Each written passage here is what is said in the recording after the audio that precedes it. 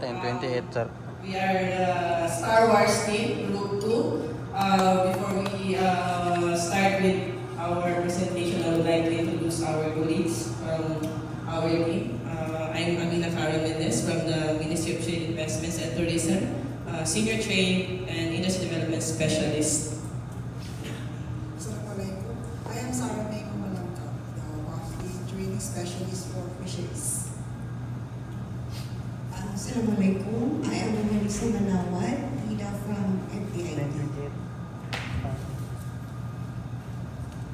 Assalamualaikum. I'm Sharima Delandas, Report Officer of WAPTI.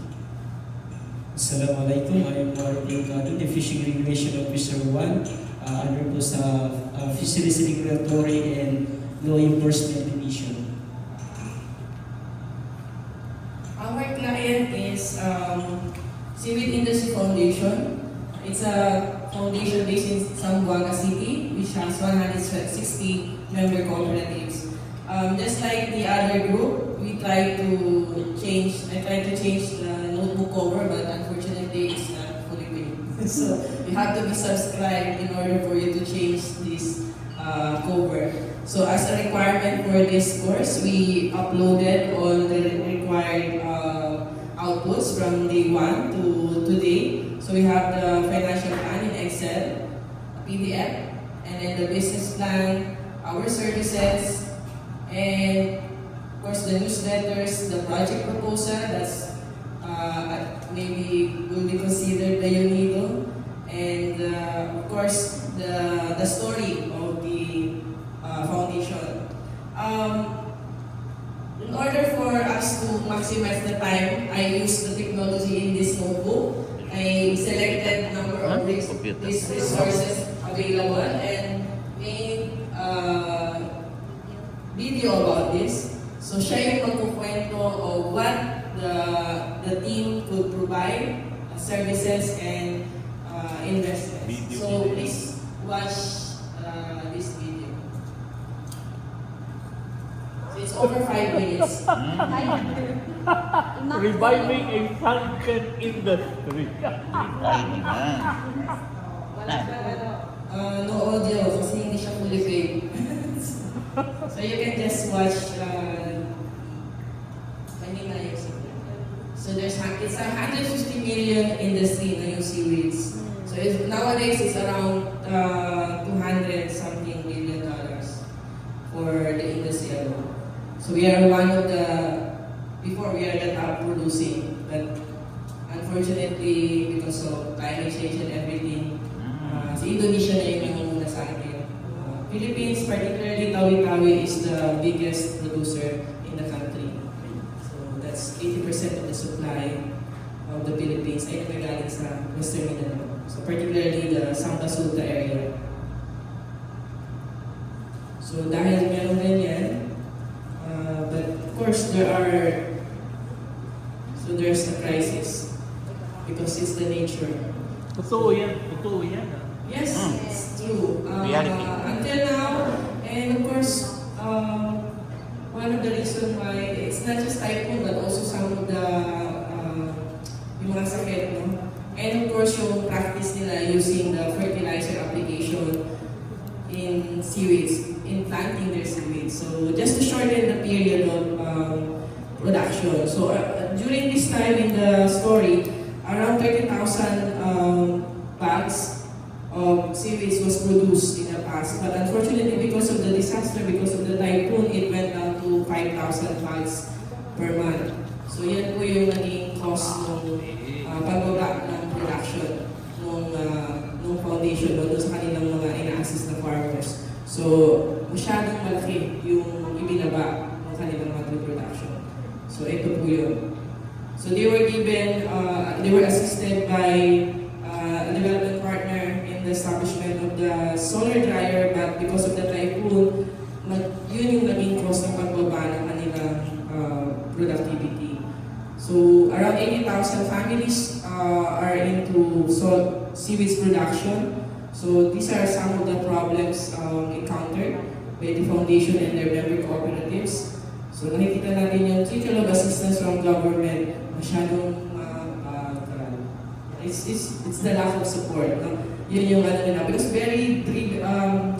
ano sila, the foundation and the co-op members are dependent on the support from partners or the government. So how to rebuild the future of these cooperatives? So through the foundation, to revive this is by supporting the farmers and of course the member cooperatives.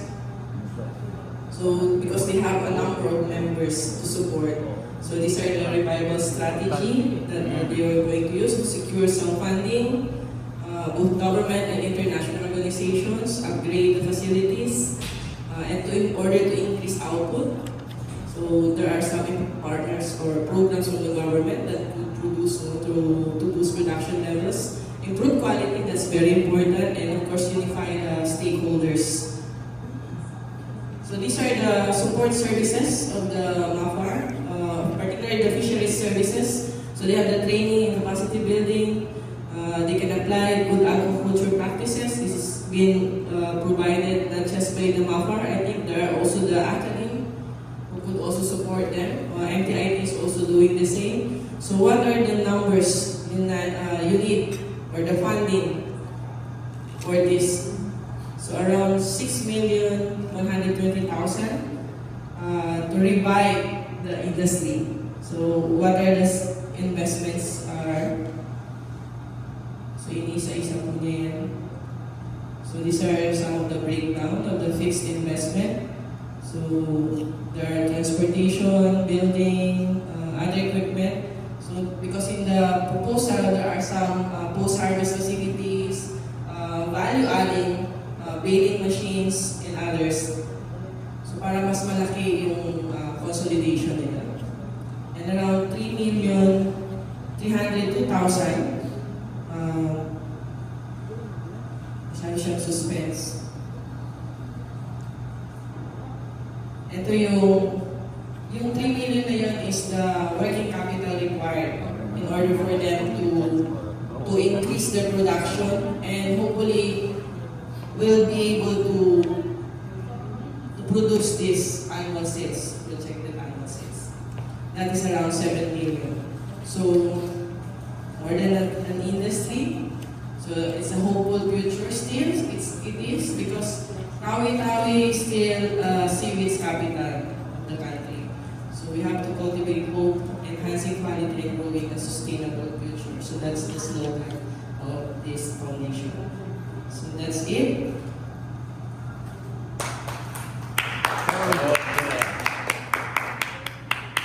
So what do you think, Mafar?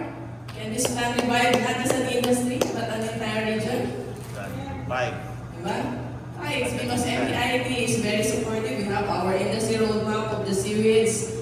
We have the feasibility study already completed, and it will be presented to the office of the provincial governor. And there's already a declaration of the economic zone in Bababag Island, where this processing facility will be established, inshallah, in Tawi-Tawi.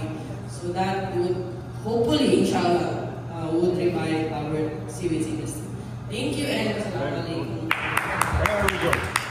Thank you, Mami, for your nice presentation. Thank you. Thank you very much. I would like to request, ako muna. What did you actually do in the industry? Sabi mo gumawa ka na ng feasibility study. I appreciate that. Saglit. What else beyond the feasibility study did you do? Saan ka sa kuwan? This is way back DTI days back.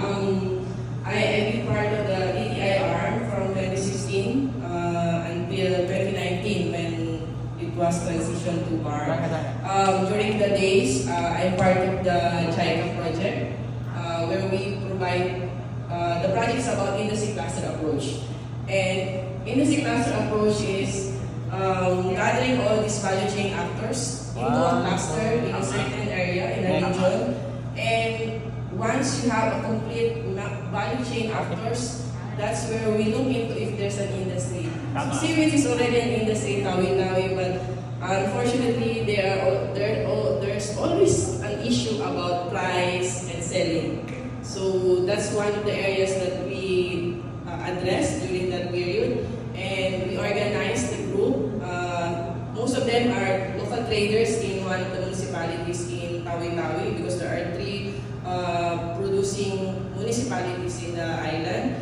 It's Sitangkay, Sibudo, and at least Pang-Ima Sugala is the third one. Saglit, i-akyat ko lang. Kasi, oo, yung mga details tungkol sa pricing, yung ano, sa level nila yun eh. Yeah. Pero ako i-akyat ko lang sa policy level. Anong ginawa mo dahil nakatapos na kayo ng feasibility study para ma-revive yung Actually, for the policy level, we really need the local government to help that, to help the community. At the regional level, because of the parliament, they have other priorities. So we have to, start with where the constituents are. So that's why, with the support of MTIP, we organized the Provincial Technical Working Group in the clusters and councils. Ang palagay kong kailangan, and I like also Roy to consider it.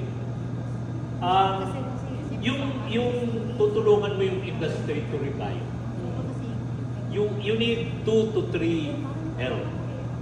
Yung isa yung government support. Tama yung ginawa mo na nakagawa ka na ng feasibility study as part of the NTIT o DTI. Tama yun, nakagawa ka ng industry study. Doon sa industry study ngayon, ma-estimate mo magkano pa ang kailangan para ma-revive itong industry ano? Kasi mamamatay ito because of climate change. Right? Masakit na kalaban ng climate change kasi kalaban mo dyan nature kaya madugo yan, hindi yan kaya ng gobyerno. Kaya yung gobyerno is already one step, which is great. Pero may susunod pa dyan, yung tinatawag kong investment. Yung investment, kailangan talagang gumawa kayo ng prospectus para yung ginagawa namin. Yung prospectus, nakalagay doon na parang naghahanap ka ng godfather nitong industry na malapit ng mamatay. Pero ang kailangan dyan is talagang investment. Hindi lang government support. You need to add the investment. Kaya you need to make a prospectus na ikakalat yan. I am sure already kakakatin nyo na San Miguel. Kasi yung ice cream nila nag-i-expand this year. Kaya kakagatin niya ng San Miguel. Yung seaweeds, if you don't know, seaweeds is used in ice cream manufacturing at saka beer. Kaya kailangan yan. Yung seaweeds ang nagse-separate, yung di ba bawal sa ating uminom yung seaweeds, pag naglagay kayo ng beer sa baso, yan yung nagse-separate yung yellow at saka yung foam. Yun yung seaweed na nagso-surface. Kaya kailangan niya ng San Miguel. Kaya palagay ko kung gagawa kayo ng prospectus, wala Kung may prospectus yan, San Miguel will have it. Alright? Saglit, yung pang sumunod, yung entrepreneurs mismo, gusto ba nila yan?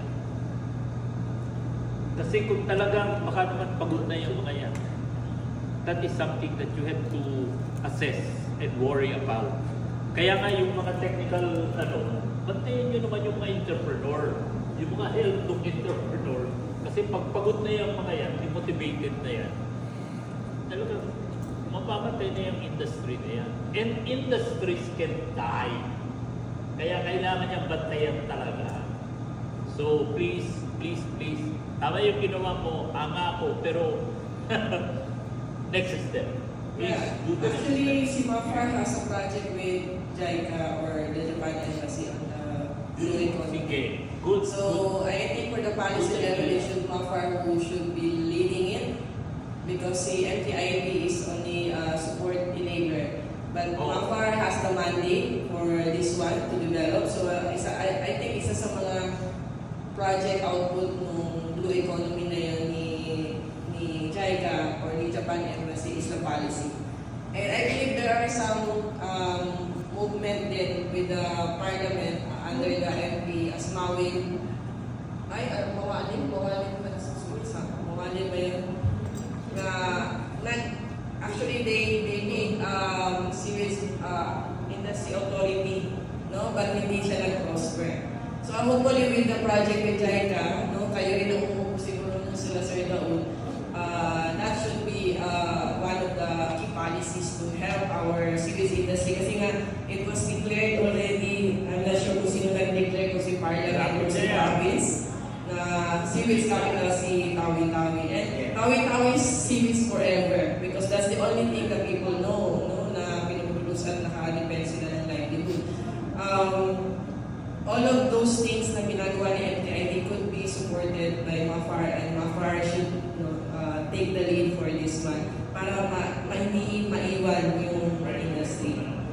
So, sa private sector, on the side of the MTID, dinala na ng team sa Brunei yung result ng feasibility study para magkakaroon tayo. Because Brunei has already visited Tawi-Tawi last first quarter of the year. So they are keen to support the economy of Tawi-Tawi, and hopefully consider nila yung result ng feasibility study ni Seaweeds. And because Pababag Island started already the renewable energy investments there with PNOC, you can ask PNOC actually is palagi na doon. And yun yung first step nila. I will talk to Oliver. Yeah, they actually started na para mauna yung renewable energy, and hopefully susunod doon yung processing facility ni Tawi-Tawi for the seaweeds. Kasi para doon na dadalhin yung produkto nila at meron yung value adding na. Because it's only RDS, walang karahinan facility doon. So people do not understand para saan ba yung pinuproduce ko. So only if you would know yung mga natitrain lang natin. So pagka pinapakita namin na ginagamit siya para sa mga toothpaste ninyo, sa mga gamot ninyo, and even the ice cream, then na-amaze sila na, ay, doon pala, nagpupunta yung tinatrabaho nila. So yun, no? So people should appreciate na yun yung effort nila, nagpapakain or nagiging medical use yung kanilang production. So yun yung mga effort na ginagawa ng MTAP, and hopefully, with the support of the local government and the MAFAR itself, aakyat siya sa policy. Roy. So my question is in relation to sustainable livelihood of civil farmers. I think there's been a mixed equation on how to address that. One issue is yung sustainable civil farmers na magkakaroon talaga. And they're suffering to the extent that even is hindi na nakapag-aaral talaga. So, ang pagkulang is, saan ba talaga, how do you assess the foreign intervention in that aspect? Yung missing equation, you said that we conducted feasibility studies, we have several research, but still we observe some challenges or significant challenges, especially to seaweed farmers. One of the challenges in our area is the geography. So ang hirap parating ng mga areas natin. That's one thing. Kasi nga, for MTIP, we cannot teach all of it. Kasi una, wala rin tayong pool. Walang sasakyan yung mga kasama natin to reach. And of course, our mandate is limited with value adding and promotion. It's marketing. So, on the part of the production, sino ba yung, kaya nga importante na identify natin sino yung may role in the value chain. That's why we have the, to augment the kakulangan ng tao sa field, we have the academy to support us. So, there are some extension workers from the university, no? Like I mentioned, Tawi-Tawi, na ma-reach yun. But still, it is difficult to reach everyone kasi hindi ganun kadaling puntahan. No? When you go to sa Tawi-Tawi, sir, you have 11 municipalities, and only 2 municipalities ang nasa mainland, no, yung landlocked area. That's only 2 municipalities, and the others are islands na. You have to travel like half day to just go to Mapmapon or to Turtle Island. So you cannot reach all these people. So what should we do? That's one thing, no? That's why importante yung convergence effort to reach these people. Because MAPAR, not all of the MAPAR people has the knowledge of certain commodity. Malamang baka isda lang ang alam niya. Maybe on the seaweeds, hindi lahat. But of course, we have to understand, taga-tawi-tawi, posible hindi nila alam ang seaweeds. No? Because they grew up, they were sent to school by seaweeds na kanilang parents. So it's impossible na they don't know. But it's the technology, how to improve their practice. But what we do in our effort is we teach the farmers so that they can teach other farmers as well. Yun lang yung pwede namin gawin because that's the only thing that you can multiply.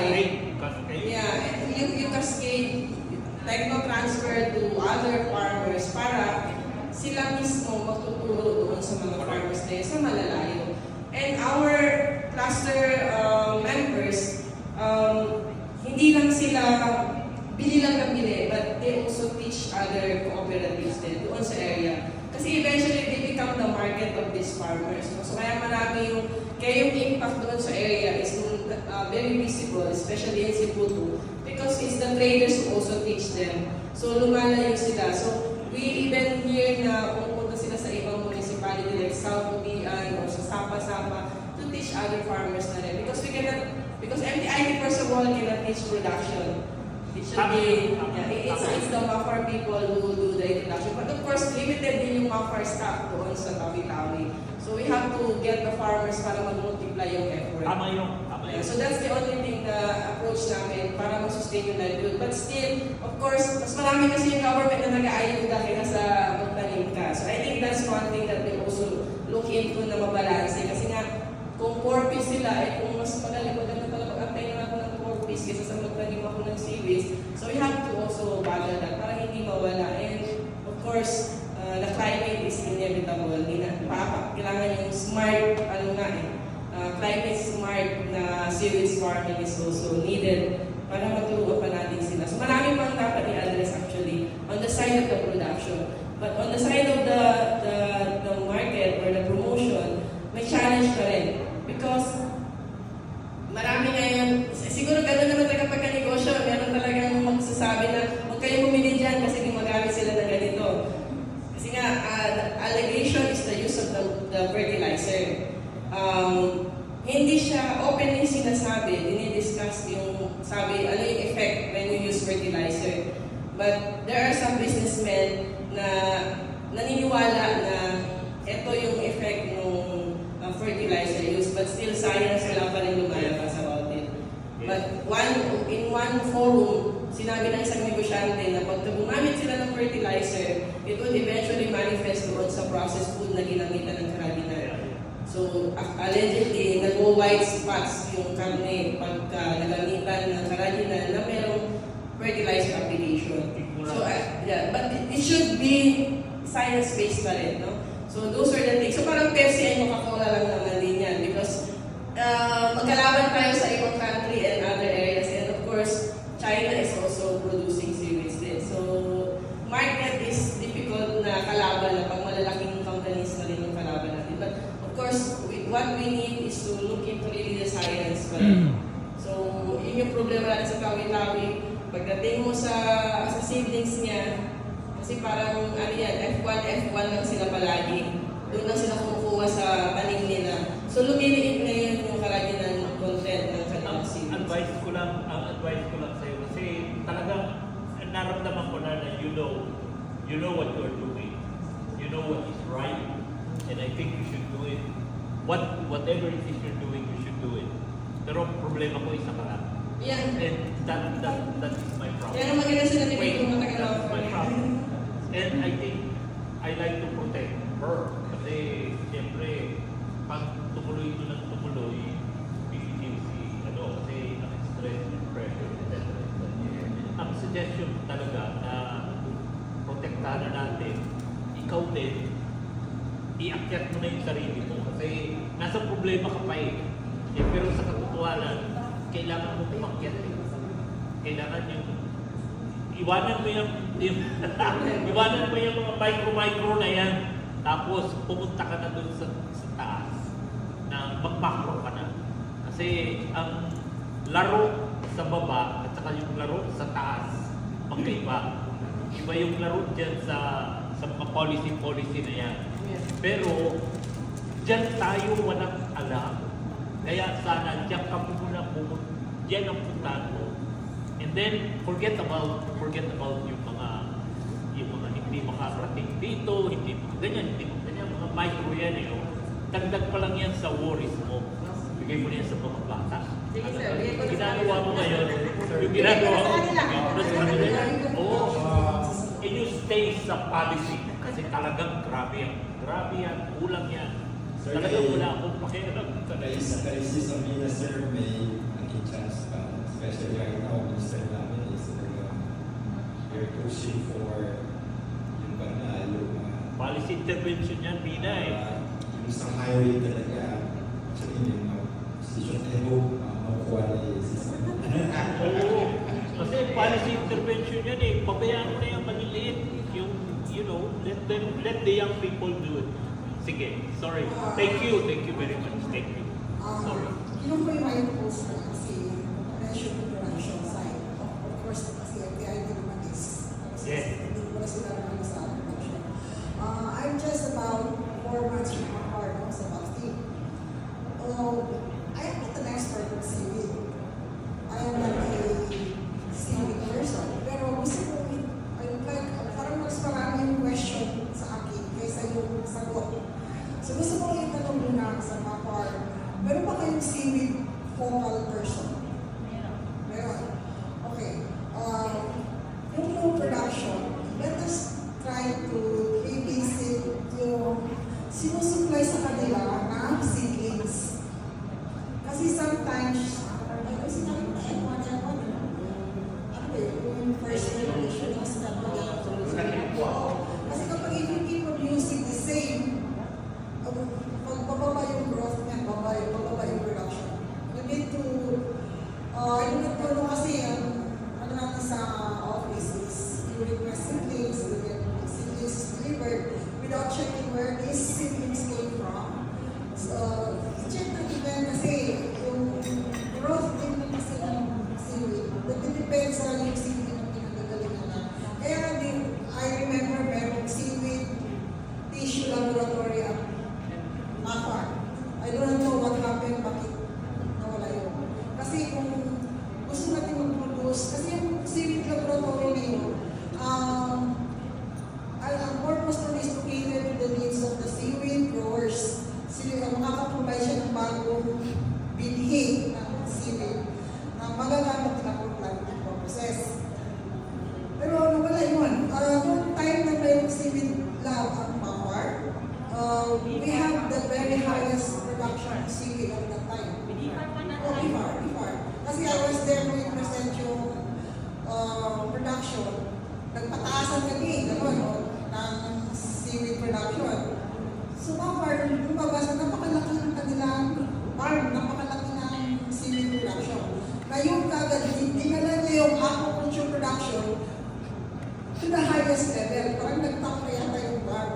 Tapos yung because of seaweed, not because of milk trees, not because of tilapia, because of seaweed. Because aquaculture production, general. So, nadala niya yun. So at that time, mayroong seaweed production, mayroong seaweed laboratory. So parang yung ginawa nilang reason, bakit mataas yung kasi yung in charge nito sa seaweed laboratory, nag-report siya na the laboratory served this much of seaweed farmers. About 1,000 seaweed farmer ang nag-benefit doon sa kanyang laboratory. Na yung seedling na yun ay galing sa kanya. So yun ang, medyo yun ang tinignan ng BFAR na, so yun, nakaserve pala yung laboratory sa seaweed farmers. So, inano mo kayo, sabi ko yung galing, because of the seedling that you are used, that are being delivered, kasi di ba nag-request ng seedling, tapos hindi ninyo alam saan galing yung seedling na dinideliver sa inyo, then you distribute it to the farmers. Yung pala yung seedling na yun ay medyo low quality, so the growth hindi na masyado mag-ano. And then there is also culture technique of seaweed na it will stand typhoon. Meron silang technique, kasi yung seaweed di ba medyo sa surface. There is a technique daw na you have to lower down the line para malaman na may mga malalakas na sa taas. Then after that typhoon is over, you can pull it up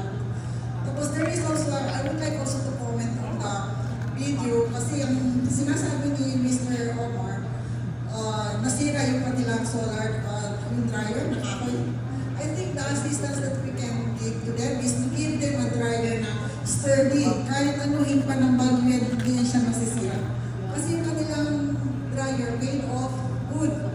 Yung parang platform na para sa taas ng sa parang dinadaanan pa ngayon. So siguro, kung tutulungan sila ng international, let's say, there is a grant that will be given to them. Tutulungan sila ng dryer kahit anong bagyo pang dumaan, hindi siya masisira. Made of a sturdy material. Kasi, dami-dami na every year, nakalagay na yan sa BFAR plan na this month, you guys millions and millions of funds are being spent for seaweed production.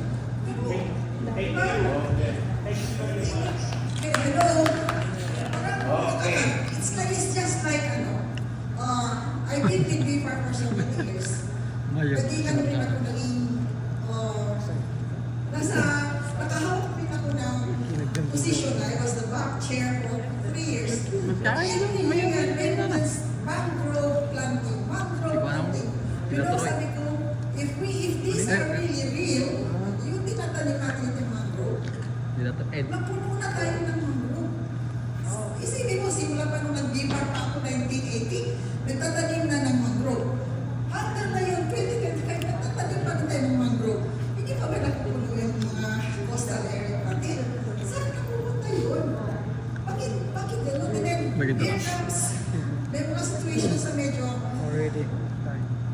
nasisyak na lang ako kasi here comes personnel from central office going down to the region, inspecting where are this mangrove plant that was planted in this year. So, dadalhin sila doon sa may makapal ng mangrove ito. Okay, picture. Okay. Tugaan. Ito. Ito find out that the mangrove. Disappoint. So there, let's try to see it. Really busy natin ang ating. Okay, thank you, Group Guru and Mami, for your very nice presentation. Gusto ko lang marinig si Paul, anong nakuha niyo sa course? Yung tatlo para... Individual. Oo, kawawa naman. Assalamualaikum. So, first is unahin ko na yung AI. So, si AI is malaking tulong para mapadali yung work sa office. Yung, kumbaga, yung kung paano ka yung plan, gumawa ng proposal, paano mapadali. So, ang may tulong ko sa baba, sa mga corporation, like, so, parang, in terms with business, so hindi ka pala pwede mag-start. Ang isipin mo is financial planning. So first is isipin mo si EMC, yung first block. So ang unang hanapin mo is si customer, tapos kung ano yung gusto ni customer, so yun ang gawing business. Yes po. Salamat. And sukran po. Gamitin ko lang yung ano ko sa cellphone. Nakatulong ka sa baba. Dalhin ko lang yung cellphone ko. Salamat po. Hello, Sir Ed. Since this is all new to me, since I'm a medical nurse, I'm learning naman din. So, lahat naman napapag-aralan, by and by, matututunan ko din, inshallah, lahat ito. Kasi lahat naman tayo natuto din, di ba, sir? So, dahil sa'yo, marami akong na-download ng apps sa cellphone. Mawat ako ng 5. Sabi nga ni Ma'am Ami, magpuno na yung cellphone mo sa apps na na-download mo. Anyway, at least, mapapag-aralan ko yun, inshallah. So, by and by, pag-proceed ng mga araw, next day, baka malalaman mo, i-email na kita, sir. Di ba, sir? Thank you very much. The last. Okay, so kung pag-usapan takeaways, loaded. So bakit na ulo ko eh? Same dito. But the challenge is very yan yung nag-ano sa amin na paano namin madadala si Idol Ed sa aming mga embassy? Diba? Thank you. Paano ka mag-multiply? Yes. Diba? Yes. Kasi kami, nagtuturo na kami ng BMC. Diba? Nagtuturo na kami ng BMC. Pero yung, sabi nga nila na, kaharap mo, ano yung mga startup, mga MSME yan. Facebook wala sila. Ang mindset nila, paano kumita? Paano mo ma-introduce ang BMC, Abel? Diba? So yan ang challenge namin. So gusto namin makilala ng MSME namin. Yun po, challenge namin. Thank you. Salamat, salamat. Thank you, thank you, Thank you. Thank you very, very much.